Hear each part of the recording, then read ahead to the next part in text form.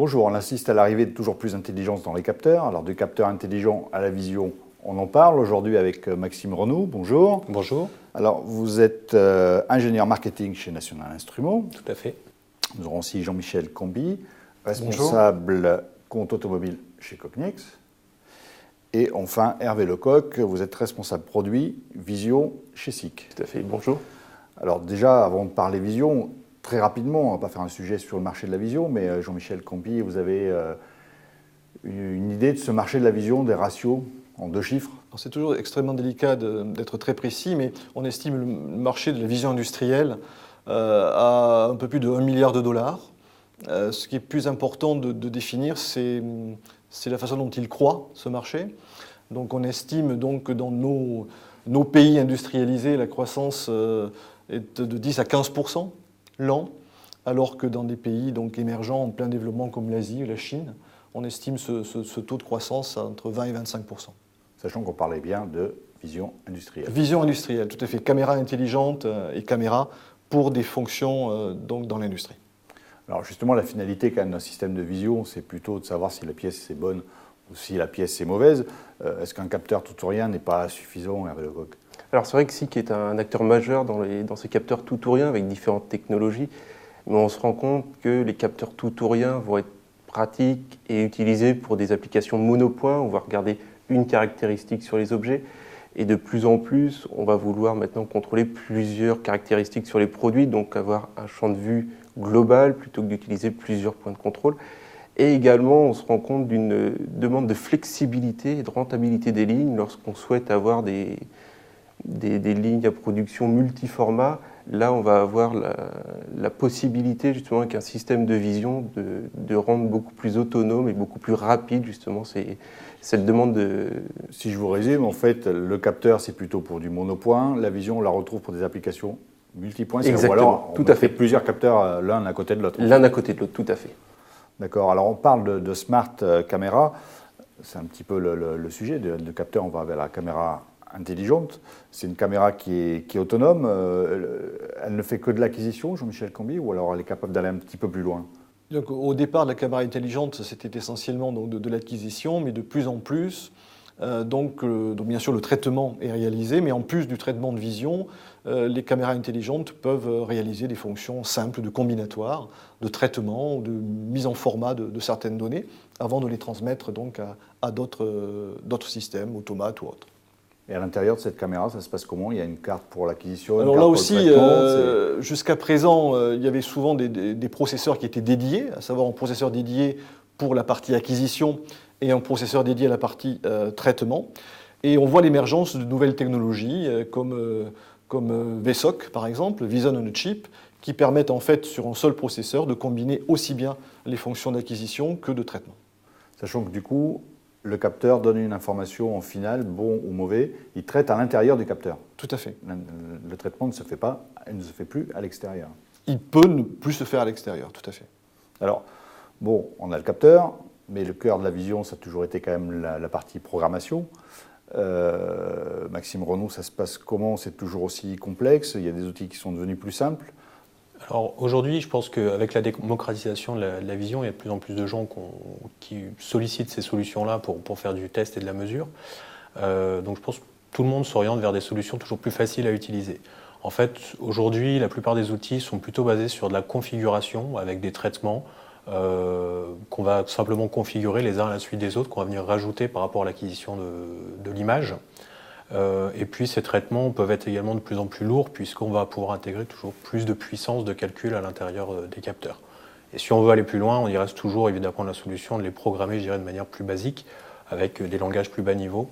Mais la plupart du temps, on reste sur des choses assez haut niveau, basées configuration. Configuration, paramétrage. Oui, tout à fait. Et pour tout ce qui est robotique, c'est la même chose, Jean-Michel?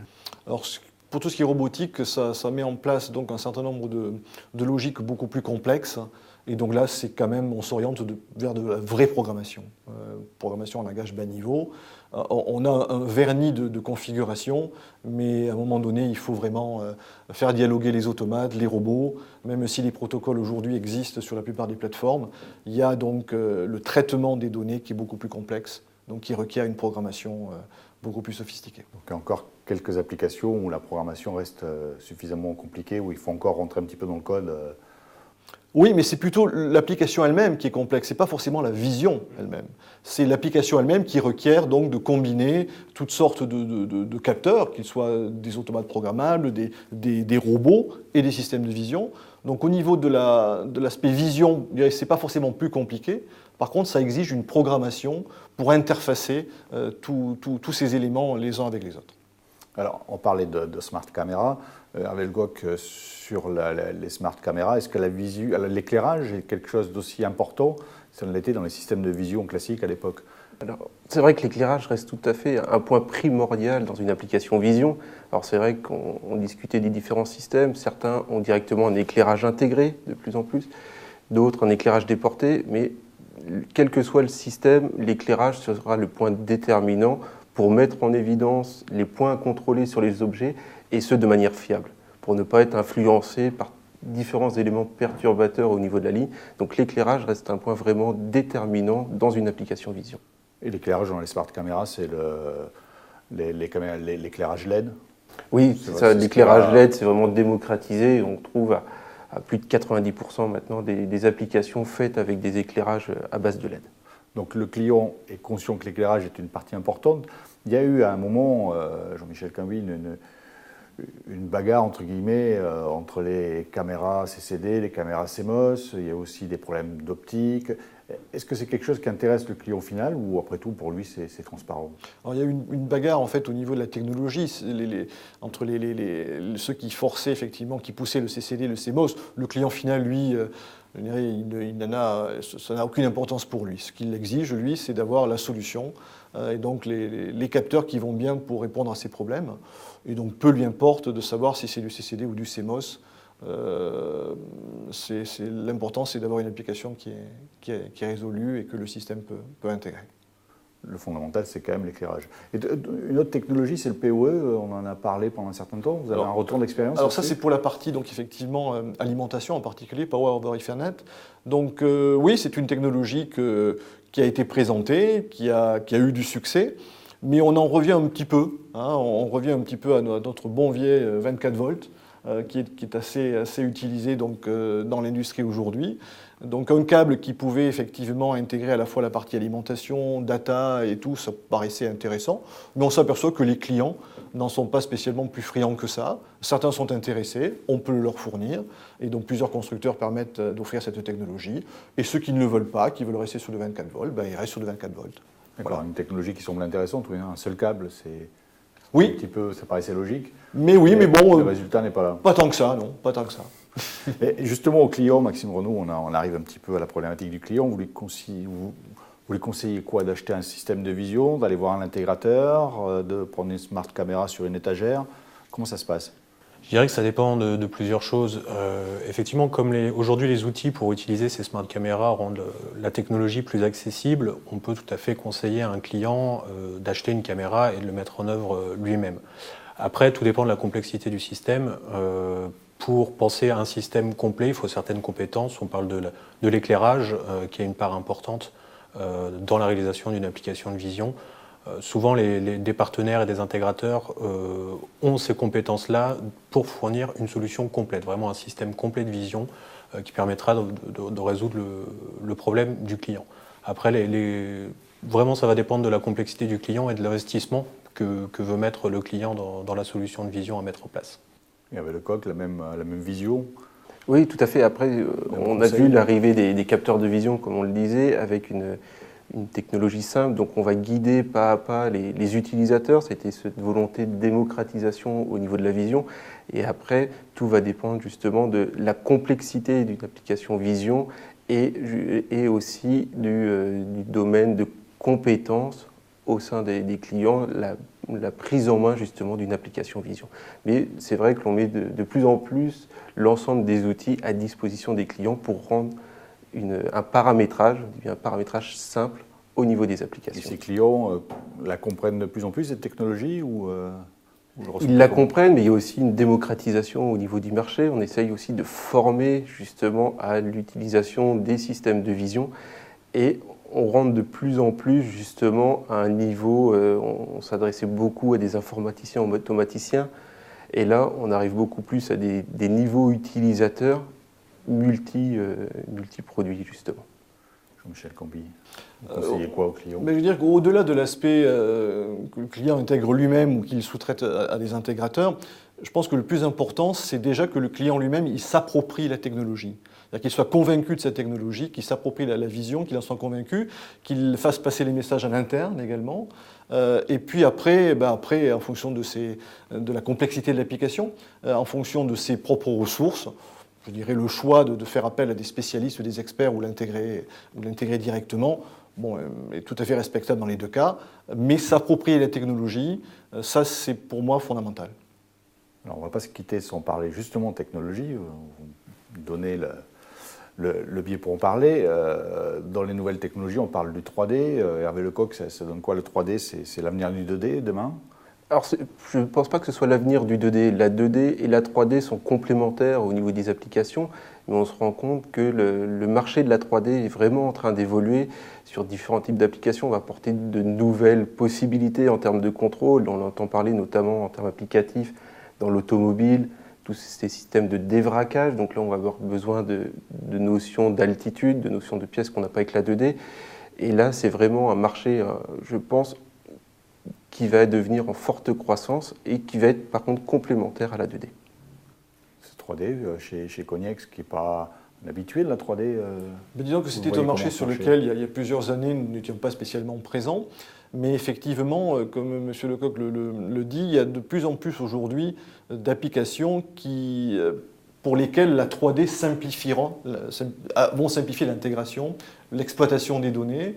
Donc l'automobile est un de ces marchés-là avec l'application de dévraquage, mais pas seulement, également dans l'agroalimentaire. Mais donc oui, c'est toutes les technologies qui vont permettre à des utilisateurs d'avoir une vie un petit peu plus facile, plus simple. Bon, ça va toujours dans le bon sens. Donc la 3D, l'utilisation de la technologie 3D va dans ce sens et va aller dans ce sens. Donc nous développons et nous travaillons beaucoup dans le développement de ces technologies.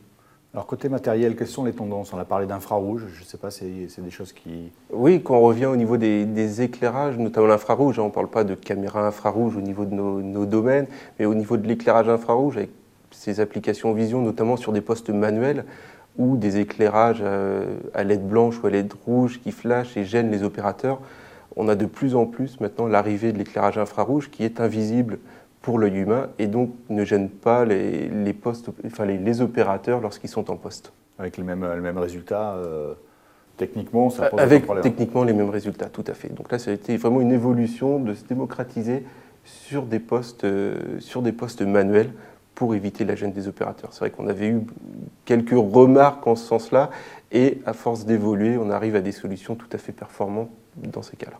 Alors sur ces caméras intelligentes, j'avais noté aussi, Jean-Michel, l'autofocus, c'est ça? Oui, c'est là aussi, on offre un choix supplémentaire à nos clients, à savoir donc la possibilité, et ça rejoint ce qu'on évoquait tout à l'heure au niveau des technologies intégrées sur un même processeur.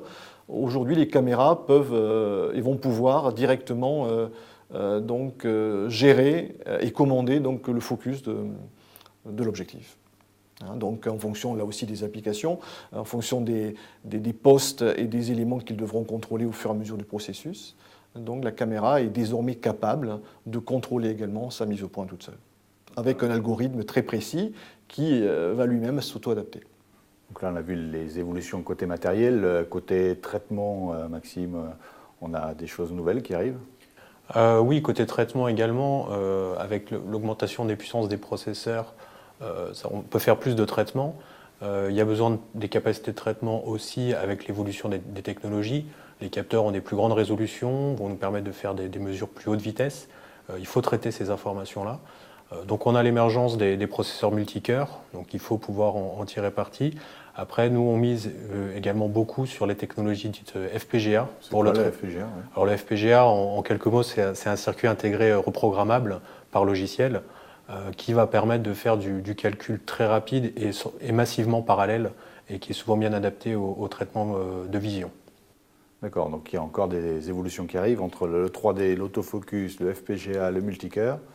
On n'a pas fini de parler des évolutions de la vision. Donc, messieurs, je vous remercie d'en avoir fait le tour sur manufacturing.fr. Merci. Merci. Merci.